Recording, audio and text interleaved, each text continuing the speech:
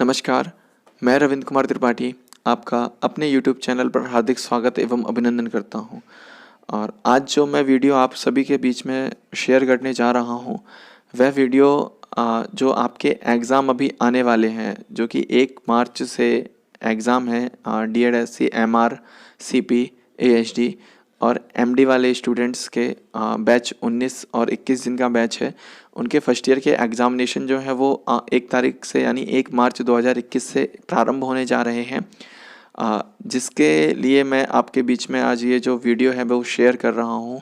तो सबसे पहले हम जो है वो बात करेंगे जो हमारा कॉमन पेपर है, जो कि यानी कि 1 तारीख को पेपर है, चाहे वह MR हो, CP हो, AHD का हो या फिर मल्टीपल डिसेबिलिटी का हो। सभी के लिए वह जो पेपर है वो बहुत ही महत्वपूर्ण है। पहला पेपर है यानी 1 तारीख को वो पेपर होगा। और एग्ज़ाम के पॉइंट ऑफ व्यू से कौन कौन से प्रश्न ऐसे हैं जो विगत कई वर्षों से पूछे जा रहे हैं और आगे भी पूछे जाने की संभावना है, हम उस पर भी चर्चा करेंगे। साथ ही साथ पहले मैं आपको इंट्रोडक्शन टू डिसेबिलिटी, जो कि 1 तारीख को आपका एग्ज़ाम है, उसका मैं पहले आपको थोड़ा सा सिलेबस समझाने की कोशिश करूँगा और उसके बाद में उससे संबंधित जो महत्वपूर्ण प्रश्न हैं हम उनके बारे में चर्चा करेंगे। तो आइए आज का हम अपना वीडियो प्रारंभ करते हैं। प्रारंभ करने से पहले जो लोग चैनल पर नए आए हैं, जिन लोगों ने अभी तक चैनल को सब्सक्राइब नहीं किया है, वो कृपया चैनल को सब्सक्राइब कर लें और बेल आइकन को भी दबा लें, जिससे कि आने वाला नोटिफिकेशन आपको प्राप्त हो सके। तो चलिए आज का हम अपना वीडियो प्रारंभ करते हैं और बात करते हैं सबसे पहले इंट्रोडक्शन टू डिसेबिलिटी के सिलेबस के बारे में। इंट्रोडक्शन टू डिसेबिलिटीज़ जो आपका पेपर है वो एक कॉमन पेपर है और जिन बच्चों का 1 तारीख को इसका एग्ज़ाम है वो इस वीडियो को बहुत ध्यान से देखें और समझने की कोशिश करें, जिससे कि आप पेपर में अच्छे से अच्छे नंबर लाकर पास हो सके। तो हम बात करेंगे सबसे पहले यूनिट फर्स्ट की, जिसका नेम है अंडरस्टैंडिंग डिसेबिलिटी। तो अंडरस्टैंडिंग डिसेबिलिटी के अंतर्गत हमको समझना है कि जो विकलांगता है उसका विकलांगता मेनली है क्या, है ना। तो इसके बाद अगर हम बात करें unit 1.1 historical development in understanding disability, जो विकलांगता का इतिहास है यानी ऐतिहासिक जो विकलांगों की पृष्ठभूमि है वो किस तरीके से रही है, विकलांगों के साथ किस तरीके से बर्ताव किया जाता था, विकलांगों की समस्याएं क्या क्या थी, उनके निराकरण के लिए हमारे ऐतिहासिक समय में यानी पहले के ज़माने में क्या होता था, इस चीज़ के बारे में आपको 1.1 के अंतर्गत पढ़ना था।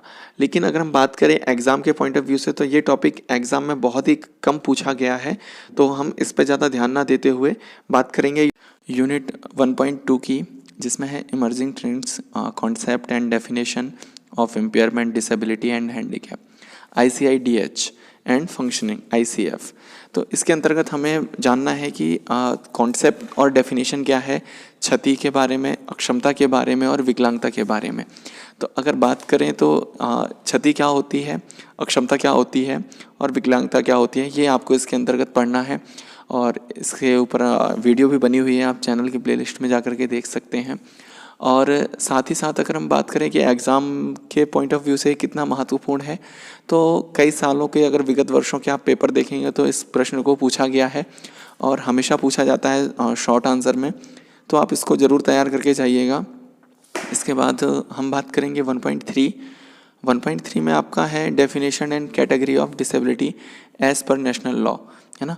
यानी भारतीय लॉ के अनुसार अगर हम बात करें जो विकलांगता की परिभाषा और कैटेगरी वो कितने प्रकार की हैं, तो जैसे कि आप सभी को विदित है कि जो हमारा विकलांगजन अधिनियम 1995 में था यानी PWD एक्ट, उसमें विकलांगता की कितनी कैटेगरी बताई गई थी, उसके अकॉर्डिंग डेफिनेशन क्या क्या बताई गई थी, एक तो आपको वो तैयार करनी है और साथ ही साथ आपको थोड़ा सा ओवरऑल जो RPWD एक्ट हमारा 2016 में आया था उसके बारे में भी थोड़ी सी नॉलेज होनी चाहिए। इसके बाद आप बात करेंगे अगर हम 1.4 आपका है प्रिविलेंस एंड डेमोग्राफिक प्रोफाइल, यानी व्यापकता दर कैसे निकालेंगे हम डिसेबिलिटी की, और अगर हम बात करें इंसिडेंस की यानी विस्तार दर किस प्रकार से हो रहा है, उन चीज़ के बारे में कैसे चर्चा करेंगे, तो वो सभी आपको 1.4 के अंतर्गत पढ़ना था।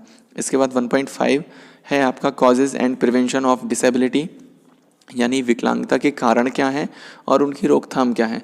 तो अगर बात करें एग्ज़ाम के पॉइंट ऑफ व्यू से बहुत ही महत्वपूर्ण प्रश्न ये है और पेपर में ज़रूर पूछा जाता है, यानी विकलांगता के कारण क्या है, जैसे आपका प्री नेटल है, नेटल है, पोस्ट नेटल है, इन सभी की जानकारी आपको आवश्यक रूप से होनी चाहिए और उसकी जो रोकथाम है, प्राथमिक है, द्वितीयक है और तृतीयक, इनके बारे में भी आप अच्छे से पढ़ के जाइएगा। और ये पेपर में जो है आपका लगभग ये समझिए कि आप 99% आएगा ही आएगा। तो इसको आप अच्छे से तैयार करके जाइएगा। और अगर हम इसके बाद बात करें यूनिट सेकेंड की, तो यूनिट सेकेंड में आपका definition type and educational needs of children with disabilities है ना। यानी इसमें आपको विकलांगताओं के बारे में पढ़ना है, उनके डेफिनेशन के बारे में, उनकी टाइप्स के बारे में और उनकी जो शैक्षिक आवश्यकताएं हैं उनके बारे में। तो हम स्टार्ट करते हैं सबसे पहले हेयरिंग इम्पेयरमेंट यानी 2.1 जो हमारा यूनिट है। हेयरिंग इम्पेयरमेंट का जो अर्थ होता है वह है श्रवण बाधिता। श्रवण बाधिता किसे कहते हैं, है ना। इस पर भी वीडियो आपको डिस्क्रिप्शन में लिंक आपको मिल जाएगी, जितनी भी डिसेबिलिटीज़ की वीडियो मैंने बनाई हुई है। और अदर भी आपको लिंक आप सर्च करेंगे मिल जाएगी, आपके कॉलेज में आपके नोट्स भी होंगे, है ना। आप उनसे भी इसको तैयार कर सकते हैं बड़े इजीली। तो अगर हम बात करें हेयरिंग इम्पेयरमेंट होता क्या है, तो हम नॉर्मल तौर पे हम कह देते हैं कि जो व्यक्ति सामान्य वातावरण की ध्वनियों को सुनने में अक्षम होता है वह श्रवण बाधित व्यक्ति कहलाता है। अगर हम इसके टाइप्स की बात करें तो आपसे जो टाइप्स पूछे जाएंगे, MR हो, CP हो, HD हो या किसी में भी, तो आपको जो हियरिंग इम्पेयरमेंट का क्लासिफिकेशन जो है वो कैजुअल फैक्टर के आधार पर यानी कारणों के आधार पर जो वर्गीकरण में प्रकार बताए गए हैं, जैसे कि आपका कंडक्टिव हियरिंग लॉस हो गया, सेंसरी न्यूरल हियरिंग लॉस हो गया और मिस्ड हियरिंग लॉस हो गया। तो आपको इसको अच्छे तरीके से तैयार करके जाना है। और अगर आपसे पेपर में पूछा जाए श्रवण बाधिता के प्रकार बताइए या श्रवण बाधिता को बताइए, तो आपको थोड़ा सा इंट्रोडक्शन दे करके और डेफिनेशन दे करके उसके बाद में आपको कारणों के आधार पर जो मैंने आपको प्रकार बताए हैं वो आपको उसमें बताने होंगे। और अगर आपसे डिग्री के आधार पर पूछे तो डिग्री के आधार पर भी वीडियो बनी हुई है, मैं आपको डिस्क्रिप्शन में उसकी लिंक दे दूंगा, जिसके माध्यम से आप उसे देख सकते हैं। तो इसके बाद जैसे कि एग्ज़ाम के पॉइंट ऑफ व्यू से हेयरिंग इम्पेयरमेंट आपका महत्वपूर्ण है, क्योंकि विगत वर्षों के जो मैंने पेपर देखे हैं तो उसमें आपके में श्रवण बाधिता के प्रकार बिल्कुल पूछे गए हैं, तो आप उसको अच्छे से तैयार करके जाइएगा। और अगर हम इसके बाद बात करें यूनिट 2.2 की, तो 2.2 के अंतर्गत आपको दृष्टि बाधिता के बारे में पढ़ना है। विजुअल इम्पेयरमेंट क्या होता है, विजुअल इम्पेयरमेंट कितने प्रकार का होता है, जितने भी दृष्टि दोष होते हैं, चाहे आपका वो निकट दृष्टि दोष हो, दूर दृष्टि दोष हो, अबिंदुकता हो, जरा दूरदर्शिता हो और वर्णांधता हो, ये सारे आपको कवर करने होंगे। और दृष्टि बाधिता भी आपसे एग्ज़ाम में पूछा जा सकता है। और अगर हम बात करें इसके 2.3 की, तो 2.3 में आपका मेंटल रिटार्डेशन है। एक चीज़ को बिल्कुल ध्यान में रखिएगा कि जो मेंटल रिटार्डेशन का नाम है वो परिवर्तित करके इंटेलेक्चुअल डिसेबिलिटी कर दिया गया है। तो इंटेलेक्चुअल डिसेबिलिटी को आप बहुत ही अच्छे तरीके से पढ़ के जाइएगा, क्योंकि एग्ज़ाम के पॉइंट ऑफ व्यू से वो बहुत ही ज़्यादा महत्वपूर्ण है। और आपके जैसे MR वालों के अदर जो पेपर होंगे उनमें भी वो आवश्यक रूप से पूछा जा सकता है। तो जो मेंटल रिटार्डेशन है उसका नाम परिवर्तित करके इंटेलेक्चुअल डिसेबिलिटी कर दिया है। इसकी लिंक भी आपको डिस्क्रिप्शन में मिल जाएगी। आप अच्छे से तैयारी करेगा, अच्छे से उसकी डेफिनेशन और उसके टाइप्स को, जो उसका क्लासिफिकेशन है, चाहे वह आपका चिकित्सकीय आधार पर हो या मनोवैज्ञानिक आधार पर हो या फिर वह आपका शैक्षणिक आधार पर हो, आप मानसिक मंदता के वर्गीकरण को अच्छे तरीके से पढ़ के जाइएगा। और एक चीज़ को हमेशा याद रखिएगा कि मानसिक मंदता का जो नाम आप परिवर्तित करके बौद्धिक अक्षमता कर दिया है, यानी इंटेलेक्चुअल डिसेबिलिटी अगर आपसे पूछा जाता है तो वहाँ पर आपको मानसिक मंदता के बारे में ही लिखना है।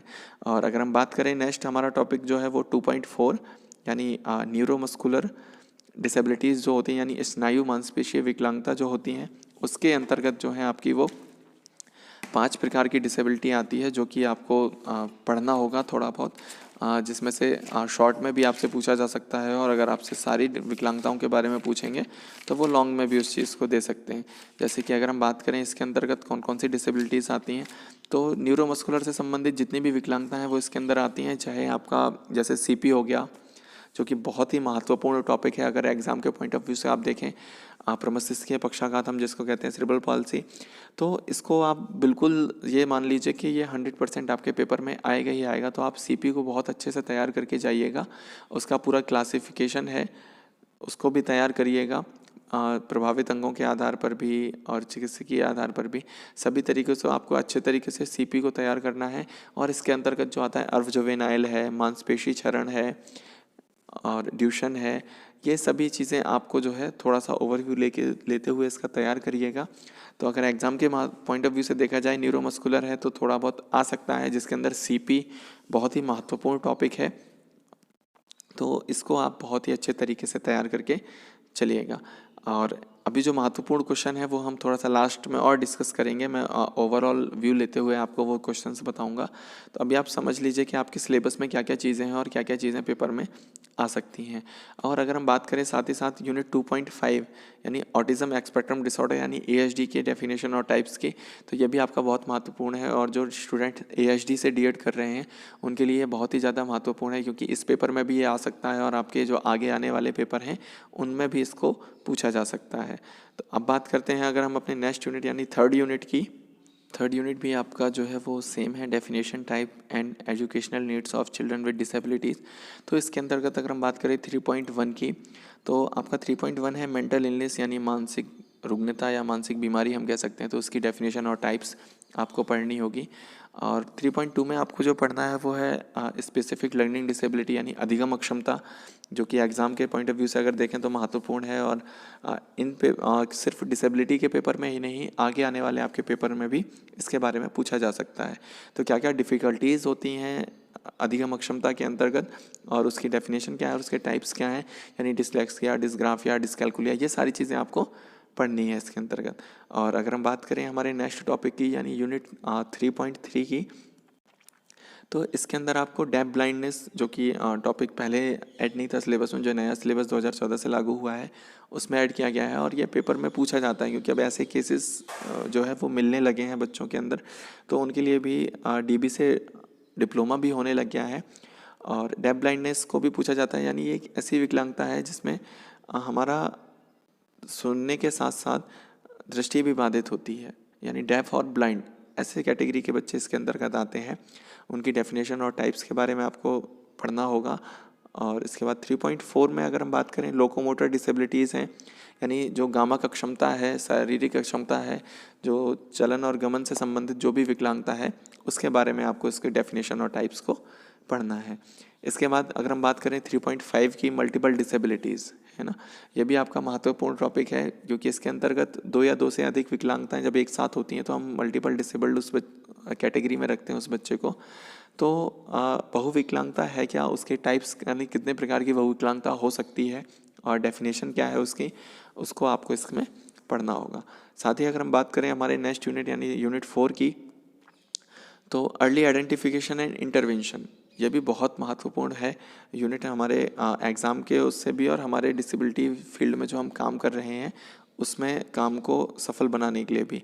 तो अर्ली आइडेंटिफिकेशन का मतलब होता है कि बच्चे की समस्या का जल्द से जल्द पहचान करना, उसे क्या प्रॉब्लम हो रही है, वो किस कैटेगरी का बच्चा है, उसे प्रॉब्लम किस में है, उसकी पहचान करना।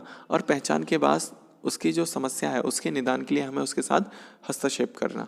तो अगर हम बात करें यूनिट 4.1 की, तो इसमें आपका है concept and need of early identification, यानी कि नीड क्या है और कॉन्सेप्ट क्या है किसका, अर्ली आइडेंटिफिकेशन का, यानी शीघ्र पहचान की आवश्यकता हमें क्यों है, हम क्यों बच्चे के अंदर शीघ्र पहचान जो है वो करें, और अगर करते हैं उसका कॉन्सेप्ट क्या है और उसकी आवश्यकता क्या है। कॉन्सेप्ट तो यह है कि किसी बच्चे का जल्द से जल्द उसकी समस्या को पहचानना शीघ्र पहचान कहलाता है, यानी अर्ली आइडेंटिफिकेशन। और कॉन्सेप्ट हो गया। इसके बाद नीड क्या है, इसकी आवश्यकता क्यों है, क्योंकि हमें बच्चों को सामान्य बच्चों की तरह बनाना है, चाहे वह किसी भी कैटेगरी का बच्चा हो, है ना।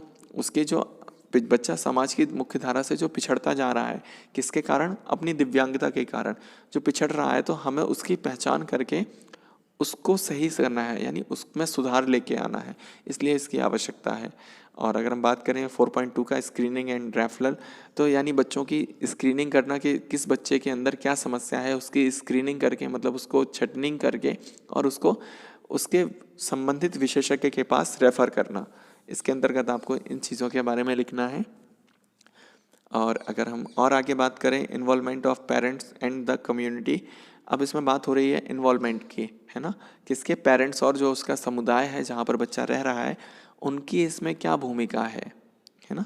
इन्वॉल्वमेंट क्या है कि क्या कर सकते हैं पेरेंट्स और समुदाय किस चीज़ में, बालक के शीघ्र पहचान में और उसके शीघ्र हस्तक्षेपण में, ठीक है, यानी उसकी जल्द से जल्द उसकी समस्या का पहचान करना और उस समस्या से संबंधित निदान के लिए जो हम हस्तक्षेप कर रहे हैं उसमें माता पिता और समुदाय क्या अपना योगदान दे सकता है, हमें उसके बारे में इसके अंतर्गत पढ़ना है। और अगर हम बात करें 4.4 की, तो role of special teacher and educator in early intervention and related matters.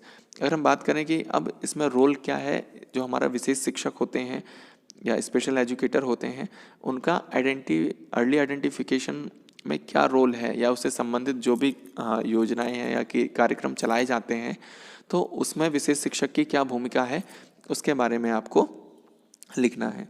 इसके बाद अगर हम बात करें हमारे 4.5 की, models of early intervention, home based and centre based. अगर हम अर्ली इंटरवेंशन की बात करें, शीघ्र हस्तक्षेपण की बात करें, तो उसके जो मॉडल हैं वो 2 बताए गए हैं। और जैसे कि आपका एक होम बेस्ड हो गया और एक सेंटर बेस्ड हो गया। होम बेस्ड में क्या है कि जो विशेषज्ञ है वो माता पिता को या अभिभावक को गाइड कर देता है कि आपको बच्चे के साथ घर जाकर किस तरीके की एक्टिविटी को कराना है। और सेंटर बेस में क्या होता है कि अभिभावक जो है वो बच्चे को particular time to time centre पर लेके जाते हैं इंटरवेंशन प्रोसेस के लिए। ठीक है। होम बेस्ड इंटरवेंशन क्या है, जिसमें बच्चे को माता पिता घर पर ही इंटरवेंशन प्रोसेस देते हैं, किसी की गाइडेंस में या किसी विशेषज्ञ की सलाह लेकर जो आते हैं उसके तहत। और सेंटर बेस्ड जो इंटरवेंशन होता है वो सेंटर पर जाकर, यानी किसी क्लिनिक पर हो गया, डायग्नोसिस जो सेंटर होते हैं उन पर के जाकर, जैसे स्पीच थेरेपी दिलवाना, फिजियोथेरेपी दिलवाना, ये सारी चीज़ें इंटरवेंशन प्रोसेस के अंतर्गत आती हैं, वो आपके सेंटर बेस्ड इंटरवेंशन के अंतर्गत आती हैं। तो इसके बाद हम बात करेंगे हमारे यूनिट 5 के बारे में। यूनिट 5 में हमें पढ़ना है human resource in disability sector, यानी मानव संसाधन क्या है विकलांगता के क्षेत्र में। तो अगर हम बात करें 5.1 की, तो concept and need of human resource in disability sector, यानी कि कॉन्सेप्ट क्या है ह्यूमन रिसोर्सेज का विकलांगता के क्षेत्र में और उसकी आवश्यकता क्यों है। क्योंकि हमें विकलांगों को आगे बढ़ाना है, उन्हें समाज की मुख्य धारा से जोड़ना है, इसलिए इसकी आवश्यकता है। और 5.2 में हमें क्या पढ़ना है, 5.2 में है रोल ऑफ नेशनल इंस्टीट्यूट, यानी जो राष्ट्रीय संस्थान भारत सरकार के द्वारा चलाए जा रहे हैं, या मानव संसाधन विकास मंत्रालय या सामाजिक न्याय एवं अधिकारिता मंत्रालय, जिनके अंतर्गत की राष्ट्रीय संस्थानों को संचालन किया जा रहा है, उसके बारे में हमें पढ़ना है। तो जैसे कि आपका रोल ऑफ नेशनल इंस्टीट्यूट, तो कौन कौन से नेशनल इंस्टीट्यूट आप पढ़ सकते हैं, जैसे कि हमारा NIHH हो गया, NIMH हो गया, सबके नाम परिवर्तित हो चुके हैं वर्तमान समय में, निपमेड हो गया, NIEPMD जो आपके एग्ज़ाम कंडक्ट करा रहा है 1 तारीख से, इन सभी के बारे में आपको पढ़ना होगा कि इनके रोल क्या है, किस चीज़ में, ह्यूमन रिसोर्सेज में, मानव संसाधन में इनकी क्या भूमिका है, ये क्यों चलाए जा रहे हैं, इनके कार्य क्या है ना, ये सभी चीज़ों को आपको इसके अंतर्गत पढ़ना है। 5.3 की अगर हम बात करें, रोल ऑफ इंटरनेशनल बॉडीज़, जो हमारी इंटरनेशनल बॉडी हैं, जैसे WHO हो गया, UNCRPD हो गया, UNICEF हो गया, इन सभी के बारे में आपको इसके अंतर्गत पढ़ना है कि इनके काम क्या हैं, ये मेनली क्या कार्य कर रहे हैं। इसके बाद 5.4 है आपका role of NGOs and the community, यानी समुदाय का क्या रोल है ह्यूमन रिसोर्सेज में, और NGO का क्या रोल है। NGO क्या होते हैं, नॉन गवर्नमेंट ऑर्गेनाइजेशन, यानी गैर सरकारी संगठन जिन्हें हम कहते हैं, जो कि समाज सेवा के उद्देश्य से हमारे समाज में कार्य कर रहे हैं। बहुत सारे NGO वर्तमान समय में हर जिले में, क्या कहें, हर ब्लॉक लेवल पे या अनेकों जगह कार्य कर रहे हैं और समाज की सेवा में अपना योगदान दे रहे हैं। उनके बारे में आपको लिखना है कि उनके क्या रोल है, उनकी भूमिका क्या है डिसेबिलिटी सेक्टर में, मानव संसाधन के क्षेत्र में। और अगर हम बात करें यूनिट 5.5 की, तो status of human resource in India, Bharat में जो स्टेटस है ह्यूमन रिसोर्सेज का वो क्या है, हमें उसके बारे में इसके अंतर्गत पढ़ना है। तो आइए, जैसे कि मैंने अभी आपको यूनिट 1 से लेकर के यूनिट 5 तक के बारे में मैंने आपको अभी बताया। अब अगर हम बात करें कि एग्ज़ाम के अगर हम पॉइंट ऑफ व्यू से देखें, चाहे आप MR के एग्ज़ाम देने के लिए वहाँ पर पहुँचे हो, CP के एग्ज़ाम हो, AHD के एग्ज़ाम हो या मल्टीपल डिसेबिलिटी के एग्ज़ाम हो, ये आपका कॉमन पेपर है। और कॉमन पेपर में अगर हम बात करें कि विगत कई वर्षों के अगर पेपर देखे जाएं, तो उनमें ऐसे कौन कौन से महत्वपूर्ण प्रश्न हैं जो लगातार पूछे जा रहे हैं या आने की संभावना है। तो आज हम उनके बारे में अब चर्चा करेंगे कि एग्ज़ाम के पॉइंट ऑफ व्यू से ऐसे कौन कौन से प्रश्न हैं जो आपको बहुत अच्छे तरीके से तैयार करके जाना होगा। जिनको आप तैयार करके जाएंगे तो कम से कम उनमें से आपको 70 से 80% तक का पेपर जो है वो आपका उन्हीं क्वेश्चंस के ऊपर डिपेंड करता है। तो आइए हम स्टार्ट करते हैं हमारे, जैसे कि मैं आपको बता दूं, क्षति अक्षमता और विकलांगता की जो परिभाषा है ICIDH के अनुसार जो उसका क्लासिफिकेशन है वो आपको बहुत आवश्यक है तैयार करना, उसको अच्छे से तैयार कर लीजिएगा। सेकंड में अगर हम बात करें व्यापकता दर और विस्तार दर के बारे में, जो उसका फॉर्मूला है उसको देख लीजिएगा और किसी एक जनसंख्या का उदाहरण दे करके व्यापकता और विस्तार दर को आप बता सकते हैं। उसके बाद अगर हम बात करें तो आरसीआई की भूमिका क्या है डिसेबिलिटी सेक्टर में, उसमें आपको आवश्यक रूप से पूछा जा सकता है, तो आप उसको भी अच्छे से पढ़ के जाइएगा। इसके बाद अगर हम बात करें आईसीएफ यानी इंटरनेशनल क्लासिफिकेशन ऑफ फंक्शनिंग, तो थोड़ा सा पढ़ लीजिएगा। इसके बाद मेनली अगर हम बात करें डिसेबिलिटी कौन कौन सी आपको पढ़नी होगी खास तौर से, उसके अंतर्गत आपको जो है श्रवण दोष कितने प्रकार के होते हैं, उसके लक्षण क्या होते हैं, स्वलीनता के बारे में आप बहुत अच्छे से पढ़ के जाइएगा, श्रवण दोष के बारे में पढ़ के जाइएगा, अधिगम अक्षमता के बारे में पढ़ के जाइएगा, और साथ ही साथ मेंटल इलनेस क्या है, प्रमस्तिष्कीय पक्षाघात जो कि बहुत ही ज़्यादा महत्वपूर्ण है, बौद्धिक अक्षमता, दृष्टिबाधिता, मल्टीपल डिसेबिलिटी और स्नायु मांसपेशीय विकलांगता, यानी कि ये जो विकलांगताएं हैं ये बहुत ही ज़्यादा महत्वपूर्ण हैं आपके पेपर में, तो आप इनको आवश्यक रूप से पढ़ के जाइएगा। और साथ ही बात करें थोड़ा सा आप शीघ्र हस्तक्षेपण के बारे में पढ़ के जाइएगा, और जो राष्ट्रीय संस्थान कार्य कर रहे हैं उनके बारे में भी, और अंतर्राष्ट्रीय संस्थान कार्य कर रहे हैं उनके बारे में भी। तो अगर हम आज के वीडियो का ओवरव्यू लेते हुए चलें कि आज के वीडियो में हमने क्या बात की है, तो एक तो मैंने आपको इंट्रोडक्शन टू डिसेबिलिटी जो आपका कॉमन पेपर है जिसका एग्ज़ाम आपका 1 तारीख को है, उसके सिलेबस के बारे में थोड़ी सी चर्चा की, और उसके बाद में हमने बात की कि कौन कौन से ऐसे महत्वपूर्ण पॉइंट हैं जिनको आप कवर करके जाइएगा अच्छे से, और उनमें से आपका करीब करीब 80% तक का पेपर पक्का आएगा, आप मेरे ऊपर भरोसा रखिए। और अगर बात करें हम कौन कौन से हैं, तो एक बार मैं आपको फिर से बता देता हूँ। क्षति अक्षमता विकलांगता को आप अच्छे तरीके से पढ़ के जाइएगा, व्यापकता दर और विस्तार दर उदाहरण के साथ एकदम तैयार करके जाइएगा, आरसीआई की क्या भूमिका है, आईसीएफ क्या है, आईसीआईडीएच क्या है, श्रवण दोष, स्वलीनता, अधिगम अक्षमता, शीघ्र हस्तक्षेपण, सीपी, बौद्धिक अक्षमता, वीआई और एमडी यानी मल्टीपल डिसेबिलिटी, विजुअल इम्पेयरमेंट और अधिगम अक्षमता, शीघ्र हस्तक्षेपण, राष्ट्रीय संस्थान की क्या भूमिका है, मेंटल इलनेस और स्नायु मांसपेशीय विकलांगता, ये सारे टॉपिक जो हैं वो आपको कवर करने होंगे, जिनसे कि आप पेपर में अच्छे तरीके से अच्छे नंबरों से पास हो सकें। और आगे चल कर के आगे और भी जो आपके पेपर आने वाले हैं, मैं उनकी भी वीडियो प्रतिदिन जो है वो शेयर कर दिया करूँगा। तो आप सभी से अनुरोध है कि कृपया उन वीडियो को आवश्यक रूप से देखें, और मैं आशा करता हूँ कि शायद वो वीडियो आपको एग्ज़ाम में लाभान्वित कर सकें। और जो लोग चैनल पे नए जुड़े हैं वो चैनल को लाइक, शेयर एवं सब्सक्राइब अवश्य करें, जिससे कि ज़्यादा से ज़्यादा लोगों तक ये जानकारी पहुंच पाए और एग्ज़ाम में वो उनका लाभ उठा सकें। धन्यवाद।